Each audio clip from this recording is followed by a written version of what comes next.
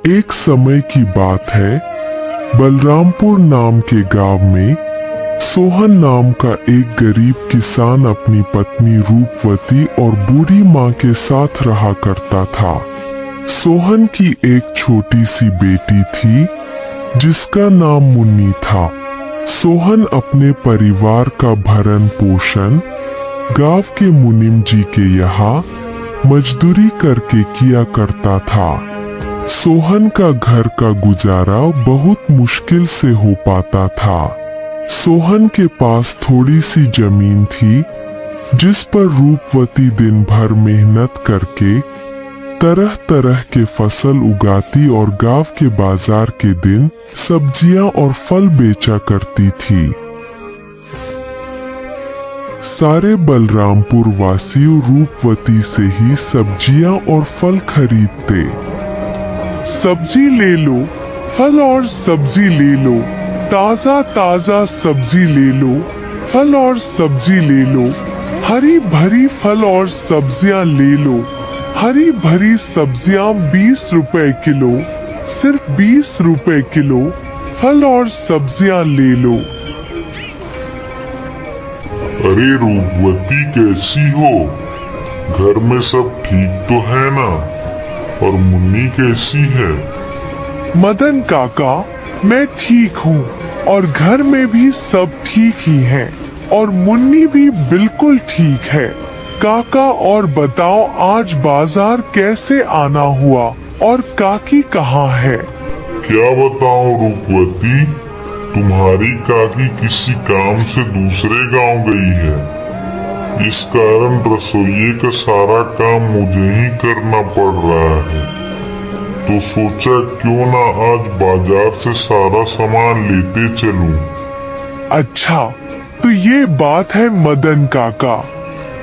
अच्छा रूपवती, तुम ये बताओ टमाटर कैसे किलो बेच रही हो? रोज की तरह 20 रुपए किलो ही बेच रही हूँ काका। अच्छा ऐसा करो रूपवती, मुझे 1 किलो टमाटर दे दो। क्यों नहीं काका, देती हूँ देती हूँ। इतना कहकर रूपवती मदन काका को 1 किलो टमाटर दे देती है और बदले में मदन काका से पैसे ले लेती है। रूपवती के खेत में एक पुराना कुआं भी था जो सालों भर सूखा ही रहता। उस कुएं में एक बूंद पानी भी नहीं था। इस कारण रूपवती दूसरे गांव वालों के कुएं का पानी अपने खेतों की सिंचाई और खेती के लिए इस्तेमाल करती थी। अपने कुएं से पानी लेते देखकर कुएं के मालिक हरिदास को रूपवती से बहुत जलन होती थी। एक दिन जब रूपवती अपने खेतों में मेहनत से काम कर रही थी, तभी वहां कुएं का मालिक हरिदास आता है और रूपवती से कहता है, अरे रूपवती कैसी हो? खेतों का काम कैसा चल रहा है? मैं ठीक हूँ हरिदास चाचा, खेतों का काम भी ठीक ही चल रहा है। मैं यह कह रहा था रूपवती कि मैं तुम्हें बहुत सालों से अपने कुएं का पानी देता आ रहा हूँ। अब मैं तुम्हें अपने कुएं का पानी नहीं दे सकता क्योंकि गर्मियों का समय आने वाली है और मेरे कुएं में पानी बहुत कम हो गया है। लेकिन हरिदास चाचा, अभी तो गर्मियों का समय आने में 2-3 महीने बाकी है। तब तक मैं अपनी खेतों का काम कैसे करूंगी? आप ही बताइए चाचा।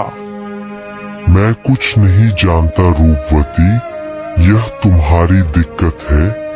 तुम अपना समझो, मैं तुम्हें अपने कुएं का पानी नहीं दे सकता। यह सुनकर रूपवती मन ही मन बहुत दुखी हो जाती है और घर जाकर अपने पति सोहन को सारी बातें बताती है। यह क्या हो गया भाग्यवान? यह क्या परेशानी आ पड़ी? अब हमारा घर का गुजारा कैसे होगा? आप चिंता ना करो भाग्यवान, ऊपर वाला सब देख रहा है। प्रभु हमारी मदद जरूर करेंगे। अच्छा ठीक है रूपवती, तुम जाकर आराम करो, मैं हरिदास काका से मिलकर आता हूँ। यह कहकर सोहन हरिदास काका से मिलने उनके घर की ओर निकल पड़ता है।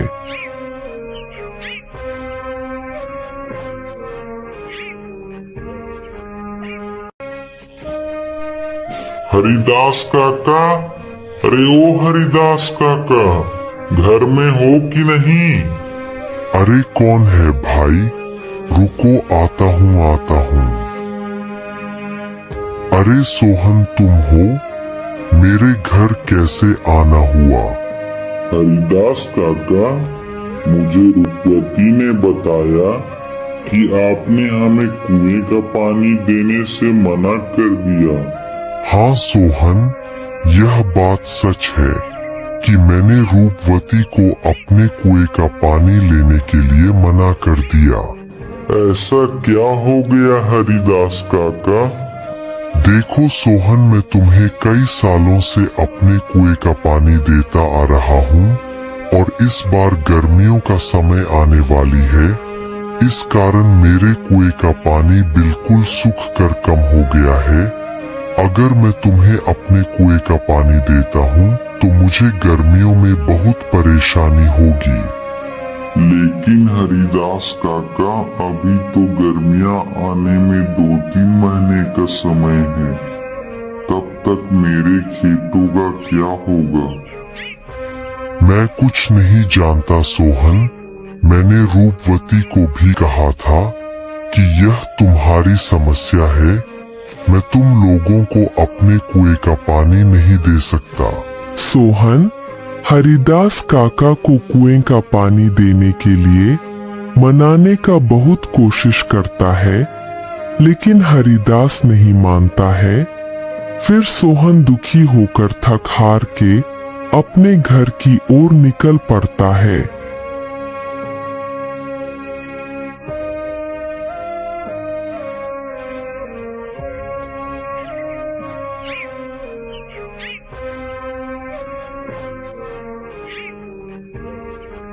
क्या हुआ? हरिदास काका ने क्या कहा? ना रूपवती, हरिदास काका ने पानी देने से मना कर दिया। कह रहे थे अगर मैं तुम्हें पानी देता हूँ तो मुझे गर्मियों में बहुत परेशानी होगी।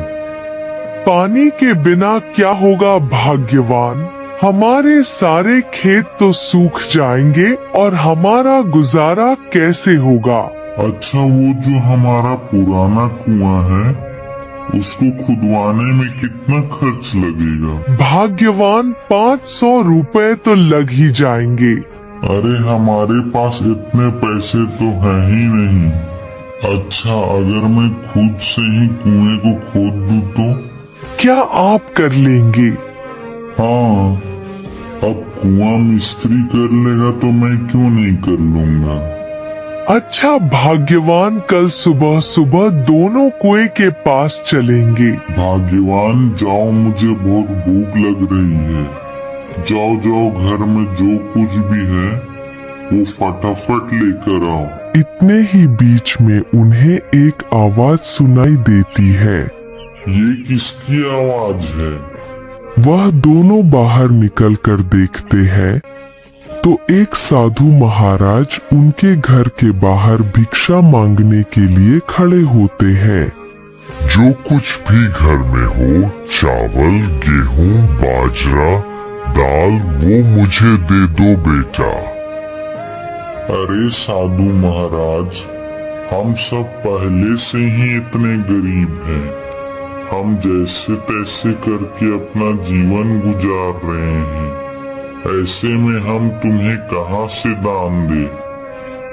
सोहन की स्थिति देखकर बाबा जी समझ चुके थे और बोले, कोई बात नहीं बेटा, कोई बात नहीं, ठीक है बेटा, अब मैं चलता हूँ, या किसी और के घर में भिक्षा मांग कर खा लूंगा। अरे रुकवती, हमारे घर में बाबा को देने लायक कोई भोजन है क्या? भाग्यवान, हमारे घर में बाबा को देने लायक कुछ भी नहीं है।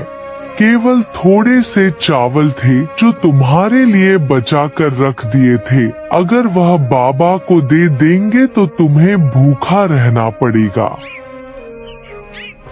रुकिए बाबा, भाग्यवान, जाओ और मेरे हिस्से का भोजन है वो जाकर बाबा को दे दो। लेकिन भाग्यवान, अगर मैंने आपके हिस्से का चावल बाबा को दे दिया तो तुम्हें भूखा रहना पड़ेगा। तुम उसकी चिंता मत करो भाग्यवान।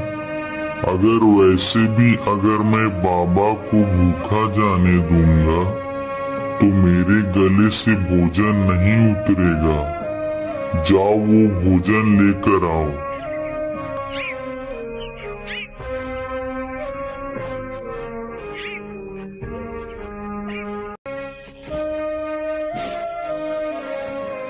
सोहन की पत्नी सोहन के अनुसार सोहन के हिस्से का भोजन बाबा को दे देती है। धन्यवाद बेटा, धन्यवाद। भले ही तेरे अभी बुरे दिन चल रहे हैं, मगर ऊपर वाला सब देख रहा है। वह एक दिन तेरी अवश्य सुनेगा।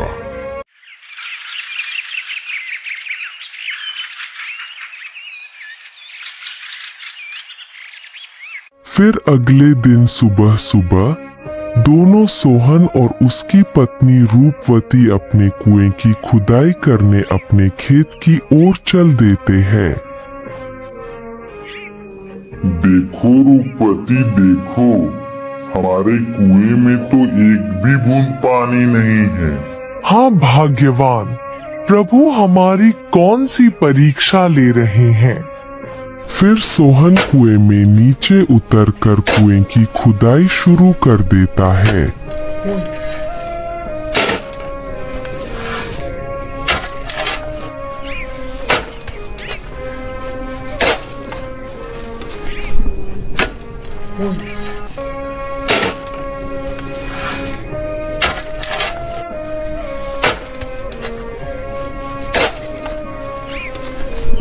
थोड़े समय बाद अचानक से कुएं की एक पत्थर के अंदर से पानी निकलने लगता है। अरे, यह पानी कहाँ से आ रहा है? मुझे तो अपनी आंखों पर विश्वास ही नहीं होता। मुझे तो लगता है कि यह सब मेरे अच्छे कर्मों का फल है जो मुझे मिला। भाग्यवान सही कह रही थी और बाबा जी भी सही कह रहे थे कि तुम्हारे कर्मों का फल तुम्हें अवश्य मिलेगा। ऊपर वाले ने मेरी सुन ली। अब मैं इस पानी से मैं अपने खेत की सिंचाई अच्छी तरह से कर सकूंगा। सोहन बहुत खुश हो जाता है और ऊपर जाकर रूपवती से कहता है, भाग्यवान, प्रभु ने हमारी सुन ली। नीचे पत्थर से पानी निकल रहा है। क्या आप सच कह रहे हो भाग्यवान? प्रभु ने हमारी सुन ली। अब हमें खेती करने में कोई परेशानी नहीं होगी। तो दोस्तों, आपने देखा, जो अच्छा कर्म करता है उसके साथ हमेशा अच्छा ही होता है।